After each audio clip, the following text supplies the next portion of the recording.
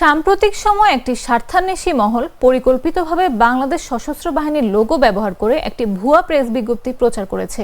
এ ধরনের মিথ্যা উদ্দেশ্যপ্রণোদিত প্রচারণার মাধ্যমে সাধারণ জনগণের মধ্যে বিভ্রান্তি ছড়ানোর পাশাপাশি সশস্ত্র বাহিনী ও জনগণের মধ্যে ভুল বোঝাবুঝি ও অবিশ্বাসের পরিবেশ তৈরির অপচেষ্টা চালানো হচ্ছে।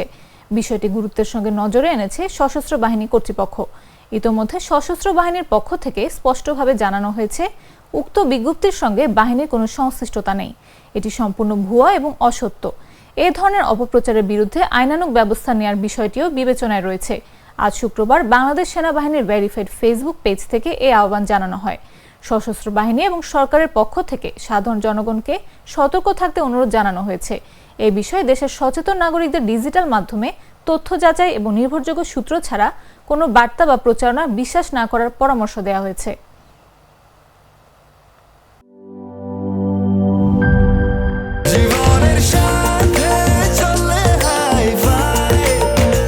স্বাস্থ্যকর অল টাইম ফ্যামিলি কেক, সব সময় অল টাইম হেলদি লাইফ।